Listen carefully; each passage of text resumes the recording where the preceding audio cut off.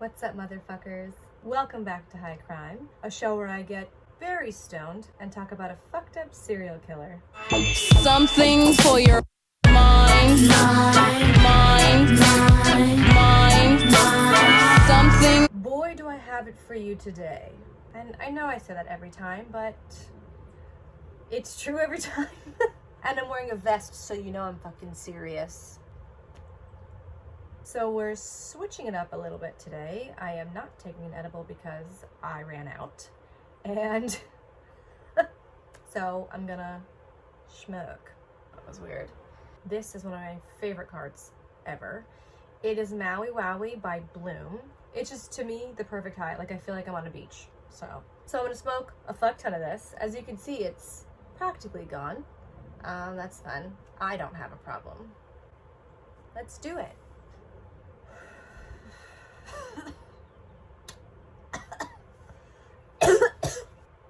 Do I look cool? Feel it in my toes. So I'm gonna go away and smoke more of this, and I'll be back in, I don't know. See you soon. Something for your mind. I smoked so much. This lasagna is very cold, but I fucking made it. I made lasagna. I'm literally perfect. Stop. Okay. Wait, just, first of all, just tell me how I look in these sunglasses, because I'm personally obsessed with them. Do they look as good as they feel? Okay. We got the most toxic couple. Today we are covering Karla Homolka and Paul Bernardo. Karla. I got real Jewy with it. Homolka. Karla Homolka and Paul Bernardo, aka the Barbie and Ken Killers. And just a quick disclaimer, I will be talking about extreme violence towards women and SA. So if that's not something you'd like to hear, totally understand. I'll see you next time. Okay. Karla was a 17-year-old high school student when she met 23-year-old Paul Bernardo, who was in college studying to be an accountant. They're all psychopaths. I'm convinced no one looks at numbers that long and still feels something. Karla grew up in Ontario, Canada, and she was the oldest of 3 daughters and was pretty popular in school and was said to have a lot of boyfriends. So she had like a fairly normal childhood, if not very normal. Paul, not so much. He was the youngest of 3 children, and his mother was very verbally abusive to him and his siblings. And when he was 16, he found out his dad, his dad wasn't his biological dad. You know? So around that time, he started to become a bit of a peeping Tom. He would look in the windows of his neighbors' houses, female houses. He would watch the women in his neighborhood through their windows. And as he got older, peeping didn't quite cut it for him anymore. I feel like I'm sounding more sober than I am, and it's very concerning. I feel like I could socialize right now. I shouldn't do that. Anyway, so yeah, peeping wasn't cutting it for him anymore, so he started having darker thoughts about women, like becoming more abusive towards them. He fantasized about dominating women, which is the nicest way I can put it. You will soon learn how much of a piece of shit this guy was. So people were like, Paul is so charming and so handsome and just the life of the party. Red flag. Being a man. And he had girlfriends in college, obviously, and they all said that their relationship would start out great. You know, he was charming and kind. And then it would slowly devolve, like their sexual relationship would get more and more violent. So it's 1997. Karla is working in a pet shop, and she is at a pet food convention. What's the cosplay like at the dog food convention? So she went to get some food with a coworker, and they were down at the restaurant, and Paul walks in, and apparently they made eye contact, and it was just like, huh, fireworks, instant connection. And he comes up to her, and they're flirting, and they're chatting, and her friend is like, I better skedaddle. And they were instantly connected, and they stayed for hours and talked about everything, and the restaurant closed, and they went back up to Karla's hotel room, where they kissy. Apparently the age of consent in Canada is 16, so what they did wasn't illegal. Weird and gross, yes. Illegal, no. So these two were like, you're my fucking soulmate. We're a match made in heaven. I would do anything for you. They're obsessed. Okay, so jumping back a little bit, in the spring of 1988, Paul started attacking women at random around Scarborough. Did you see this? I mean,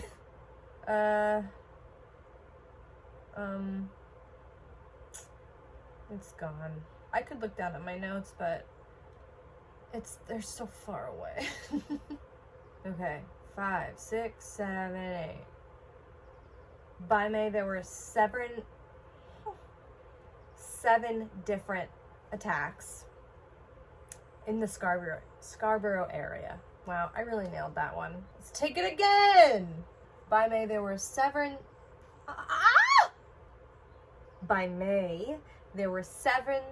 different attacks in the Scarborough area.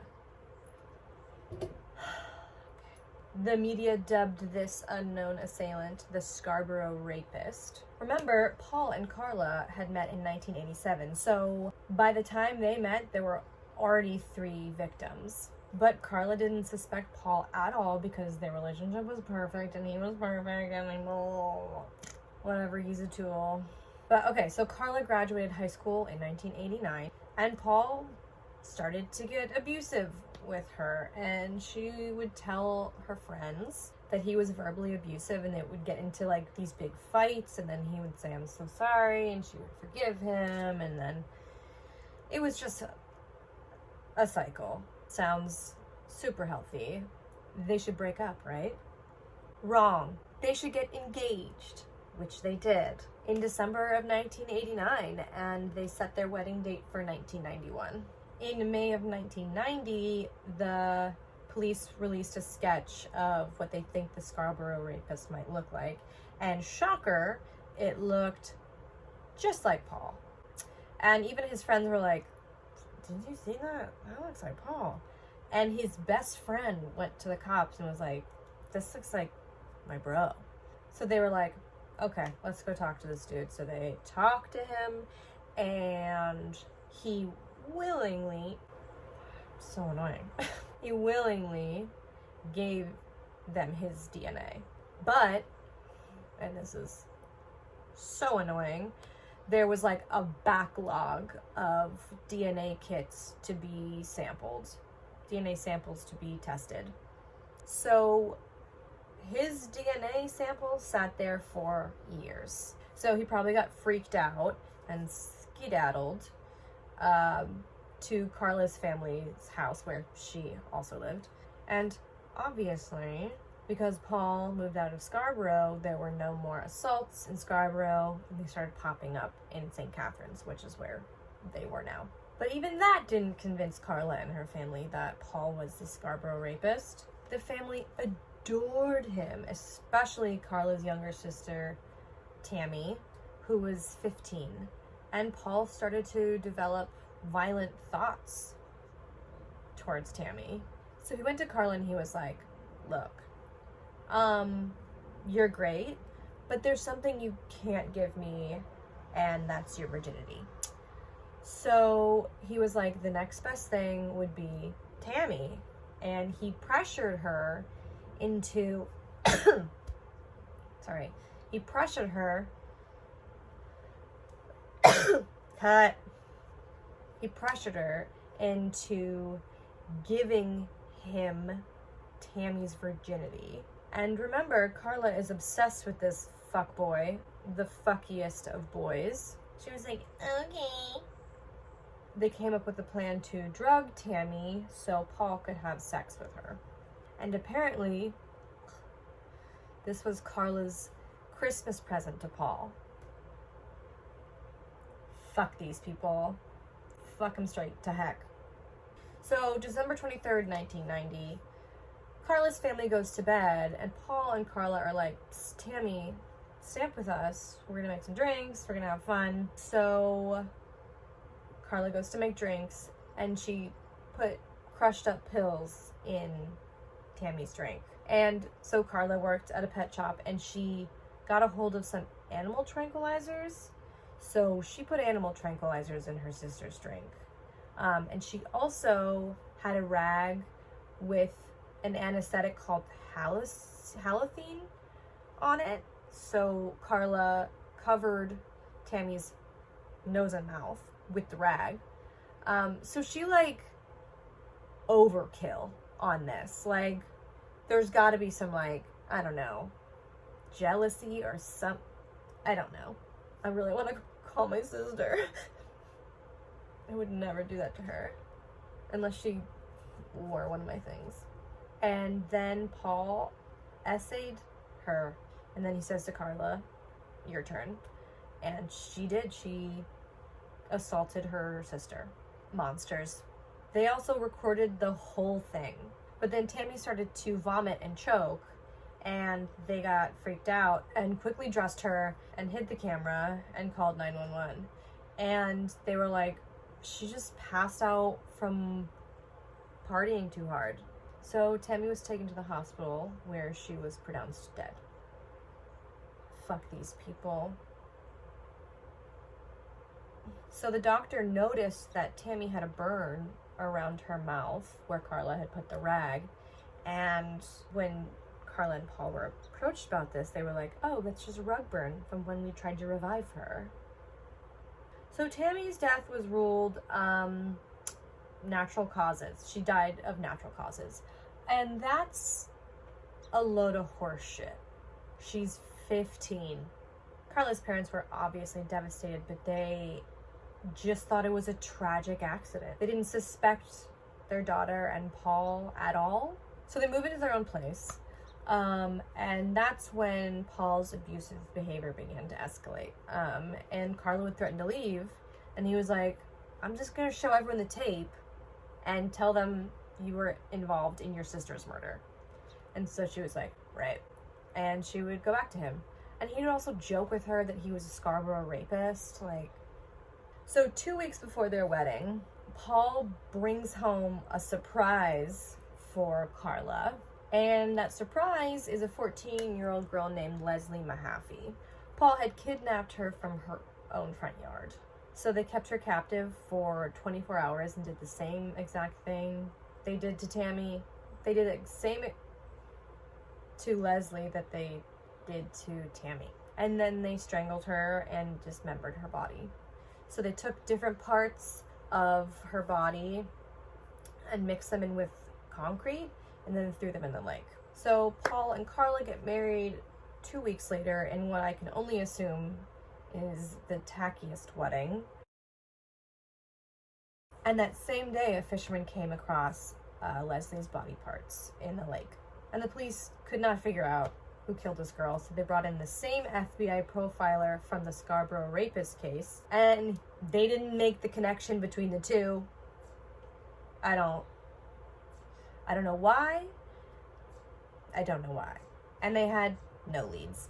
So Paul wanted more because he keeps fucking getting away with it. And he told Karla to call up Tammy's friends and invite them over for like some fun drinking and partying. And she actually got several girls to come over where Paul essayed them. And they were heavily drugged, so they didn't remember anything the next day, so they, I think, went pretty much unreported.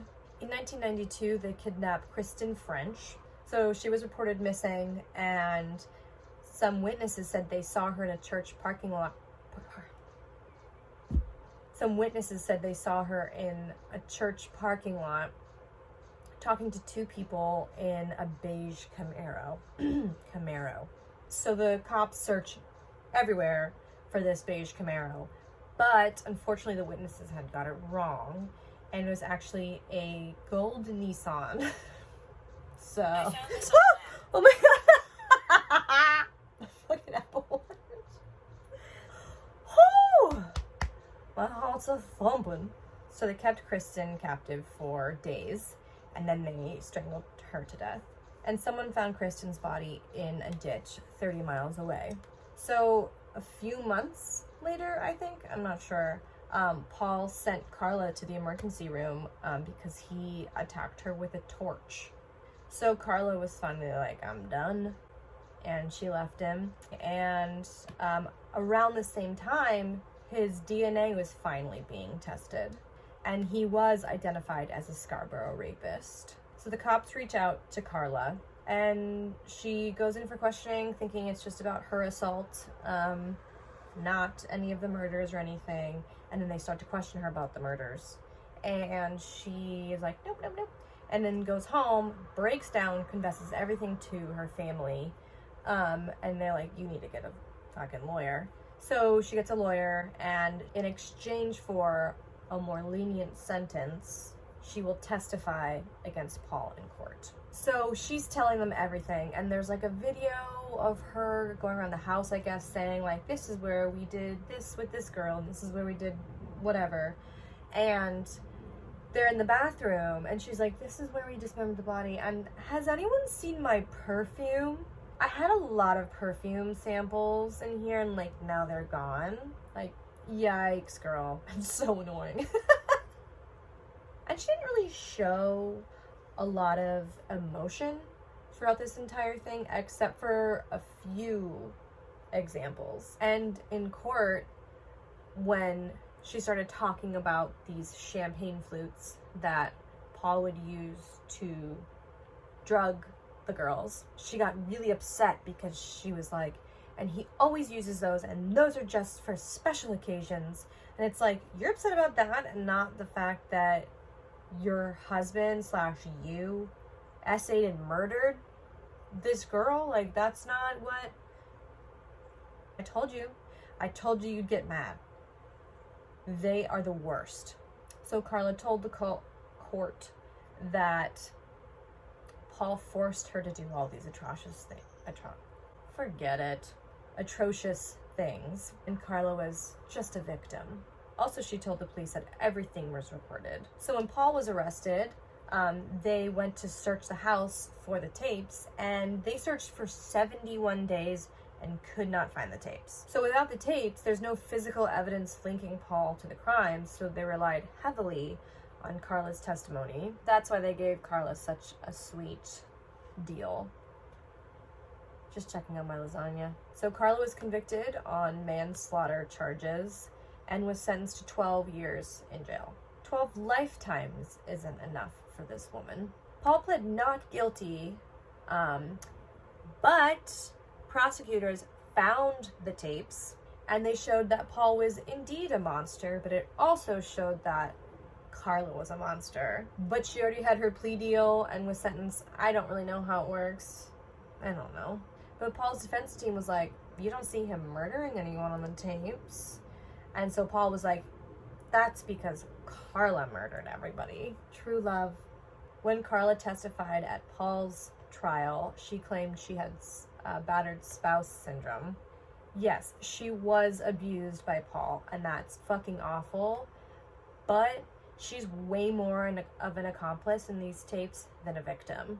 And she is the one who's facilitating getting these girls over, and she knows what's going to happen to them. So, like, there's a lot of debate about whether or not she deserved a harsher sentence or not, and I think that she deserved a harsher sentence. So Paul was found guilty on all 9 counts and was sentenced to life in prison. Not enough. And in jail, he confessed to 14 more victims in Scarborough. They're both fucked, and I hate them. And in the tapes, she seems simply overjoyed to be there. In 2005, Karla gets released. She moves to Montreal. She gets remarried, has 3 kids, and she tries to change her name, and they're like, no. Sorry, girly. And Paul is rotting in jail. So, wow, that was amazing. I did so good. Okay, folks, that was horrifying. I'm gonna watch something happy. No, I'm not. I'm gonna watch more true crime. Thank you for watching. Thank you, Bloom, for Maui Wowie and for all that you do. All right. Bye, nerds. Something for your